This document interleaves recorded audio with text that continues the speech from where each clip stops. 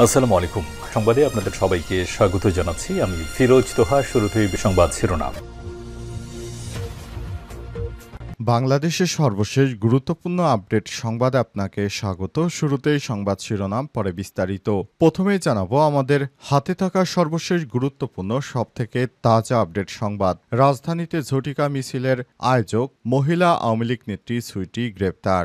রাজধানী তেজগাঁয়ে রহিম মেটাল মসজিদের সামনে জুমার নামাজের পর অনুষ্ঠিত ঝটিকা মিছিলের ঘটনায় নিষিদ্ধ ঘোষিত ঢাকা মহানগর উত্তর মহিলা আওয়ামী লীগের সদস্য নাহিদা নূর সুইটিকে গ্রেপ্তার করেছে ঢাকা মহানগর গোয়েন্দা পুলিশ ডিবি। এরপর জানাবো, ফ্যাসিবাদের পুনরুত্থান না চাইলে ভালো রাজনীতি করতে হবে বললেন সালাউদ্দিন আহমেদ। ফ্যাসিবাদের পুনরুত্থান না চাইলে ভালো রাজনীতি করতে হবে বলে মন্তব্য করেছেন বিএনপির স্থায়ী কমিটির সদস্য সালাউদ্দিন আহমেদ। বিএনপির ৪৭তম প্রতিষ্ঠাবার্ষিকী উপলক্ষে ঢাকা মহানগর উত্তর ও দক্ষিণ বিএনপি আয়োজিত ফুটবল ম্যাচ অনুষ্ঠানে সব মন্তব্য করেছেন তিনি। এদিকে রাজনৈতিক ঐক্য ছাড়া পাথর লুটপাট ঠেকানো সম্ভব নয় বললেন পরিবেশ উপদেষ্টা। রাজনৈতিক ঐক্য ছাড়া পাথর লুটপাট ঠেকানো সম্ভব নয় বলে জানিয়েছেন পরিবেশ উপদেষ্টা সৈয়দা রিজওয়ানা হাসান।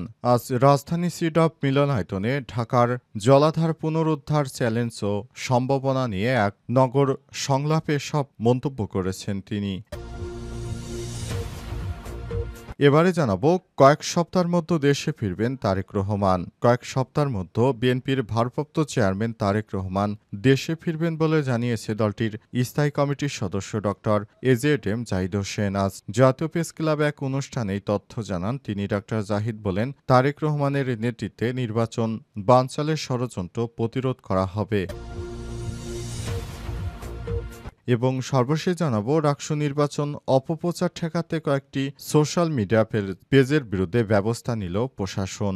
ঢাকা বিশ্ববিদ্যালয় কেন্দ্রীয় ছাত্র সংসদ ডাকসু ও হল সংসদ নির্বাচন উপলক্ষে অপপ্রচার ঠেকাতে কয়েকটি সোশ্যাল মিডিয়া পেজের বিরুদ্ধে ব্যবস্থা নিল প্রশাসন। আজ ডাকসুর চিফ রিটার্নিং অফিসার অধ্যাপক ডক্টর মোহাম্মদ জসিমউদ্দিন স্বাক্ষরিত এক বিজ্ঞপ্তিতে বিষয়টি নিশ্চিত করা হয়েছে। প্রিয় দর্শক, এতক্ষণ শুনছিলেন সংবাদ শিরোনাম, এবারে বিস্তারিত। তবে তার আগে বন্ধুরা, অনুরোধ থাকবে এই সংবাদটিতে একটি লাইক দিন। এই চ্যানেলে আপনি নতুন হয়ে থাকলে আমাদের সংবাদটি দেখতে দেখতে চ্যানেলটি সাবস্ক্রাইব করে রাখুন। কমেন্ট করে বন্ধুরা আপনার মূল্যবান মতামত জানিয়ে দিন আপনি বিশ্বের কোন দেশ থেকে বা বাংলাদেশের কোন স্থান থেকে আমাদের সংবাদটি দেখছেন এবং শুনছেন। এবারে বিস্তারিত। আর বন্ধুরা, কমেন্টের মাধ্যমে জানিয়ে দিন আপনি বিশ্বের কোন দেশ থেকে বা বাংলাদেশের কোন স্থান থেকে আমাদের সঙ্গে কানেক্টেড রয়েছেন। রাজধানীতে ঝটিকা মিছিলের আয়োজক মহিলা দলের নেত্রী সুইটি গ্রেপ্তার। রাজধানী তেজগাঁয়ে রহিম মেটাল মসজিদের সামনে জুমার পর অনুষ্ঠিত ঝটিকা মিছিলের ঘটনায় নিষিদ্ধ ঘোষিত ঢাকা মহানগর উত্তর মহিলা আওয়ামী লীগের সদস্য নাহিদা নূর সুইটিকে গ্রেপ্তার করেছে ঢাকা মহানগর গোয়েন্দা পুলিশ ডিবি। শনিবার ৬ সেপ্টেম্বর তাকে গ্রেপ্তার করা হয়। ডিএমপির মিডিয়া বিভাগ থেকে বিষয়টি নিশ্চিত করা হয়েছে। প্রসঙ্গত, শুক্রবার ৫ সেপ্টেম্বর জুমার নামাজ ঢাকা মহানগর উত্তর আওয়ামী লীগ ঝটিকা মিছিল করে। এতে কয়েকশো আওয়ামী লীগ নেতাকর্মী অংশগ্রহণ করেছে। অন্তর্বর্তীকালীন সরকারের প্রধান উপদেষ্টা দায়িত্ব গ্রহণ করার পর বিভিন্ন জায়গায় আওয়ামী লীগের নেতাকর্মীরা দেখা যাচ্ছে ঝটিকা মিছিল দিচ্ছে। এরই ধারাবাহিকতায় রাজধানীতে জুমার পর সেদিন ঝটিকা মিছিলের আয়োজন করা হয়। সেদিন আওয়ামী লীগের পক্ষে প্রায় ২,০০০ মানুষ ঝটিকা মিছিলে অংশগ্রহণ করেন। তারা বিভিন্নভাবে স্লোগান দিতে থাকেন। সেখানে তারা বলেন, শেখ হাসিনা আসবে, বাংলাদেশ আসবে, শেখ হাসিনার ভয় নেই, রাজপথ ছাড়ি নাই ইত্যাদি নানা রকম স্লোগান দিয়ে নেতাকর্মীদের চাঙ্গা রাখার চেষ্টা করেন তারা। এই ঘটনায় পুরো এলাকা জুড়ে চাঞ্চল্যকর পরিস্থিতি তৈরি হয়েছে। বিএনপির হাইকমান্ডের নেতাকর্মীরা আওয়ামী লীগের এই স্লোগানের ঘটনায় বিএনপি নেতৃত্ববৃন্দদের হৃদয়ে হঠাৎ করে আতঙ্ক সৃষ্টি হয়েছে।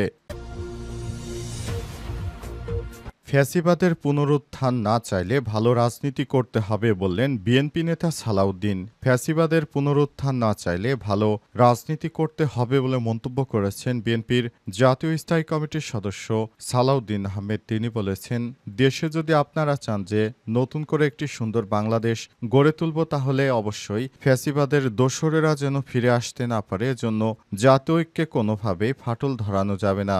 যদি ঐক্যে ফাটল ধরে তাহলে ফ্যাসিবাদ কিন্তু কিন্তু আবারও পুনরায় ফিরে আসবে। এ সময় নেতাকর্মীদের প্রতি তিনি আরও বলেছেন, বিএনপির নেতৃত্ববৃন্দ সবাইকে ধৈর্য ধরে আগামী দিনে সুন্দরভাবে পথ চলার জন্য কাজ করতে হবে।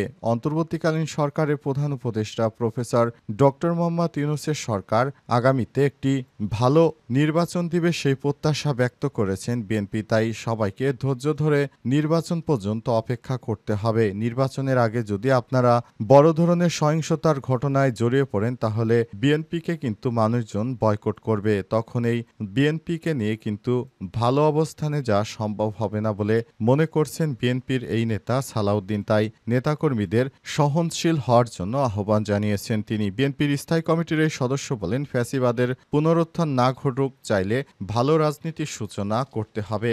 জবাবদিহিতামূলক মনোভাব গড়ে তুলতে হবে, জবরদস্তিমূলক মনোভাব পরিহার করতে হবে। তিনি বলেন, শুধু আইনকানুন বা সংবিধান পরিবর্তনের মধ্য দিয়ে কার্যকর সংস্কার করা যায় না, মনস্তাত্ত্বিক পর্যায়ে সংস্কার সবার আগে করতে হবে বলে মন্তব্য করেন তিনি। রাজনৈতিক ঐক্য ছাড়া পাথর লুট ঠেকানো সম্ভব নয় বললেন পরিবেশ উপদেষ্টা।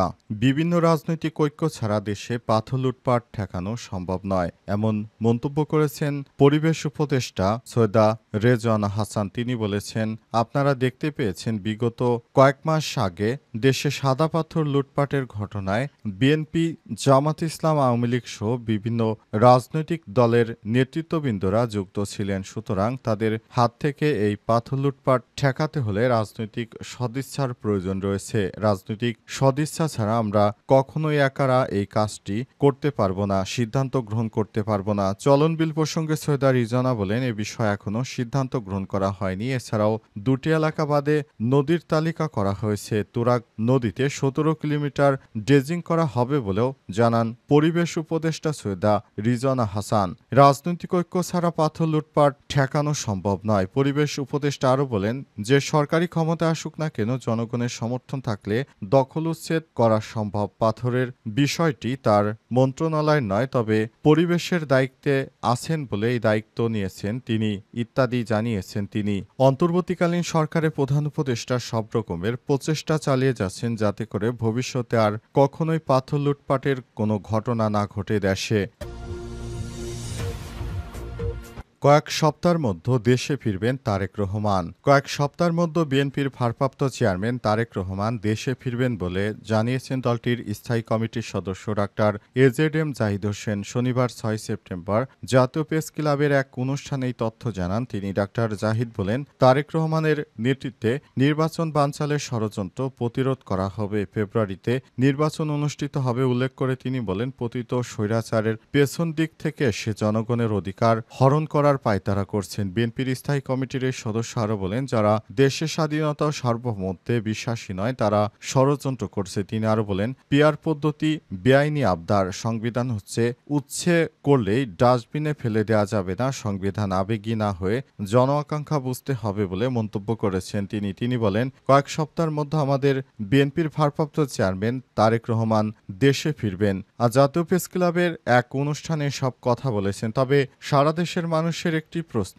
বিএনপির ভারপ্রাপ্ত চেয়ারম্যান তারেক রহমান কবে দেশে ফিরবেন তার অপেক্ষায় রয়েছে পুরো বাংলাদেশ। তিনি কবে দেশে ফিরবেন এবং দেশের হাল ধরবেন, এজন্য অন্তর্বর্তীকালীন সরকারের প্রধান উপদেষ্টা দায়িত্ব গ্রহণ করার পর থেকে সারা দেশ জুড়ে নানা রকম সমস্যা তৈরি হয়েছে। এগুলো থেকে রেহাই পাওয়ার জন্য অন্তর্বর্তীকালীন সরকারের প্রধান উপদেষ্টা প্রফেসর ডক্টর মোহাম্মদ ইউনূসের সরকার কাজ করে যাচ্ছে এবং আগামীতে একটি সুন্দর বাংলাদেশ গড়ার জন্য তারেক রহমানের দেশে ফেরা খুবই গুরুত্বপূর্ণ।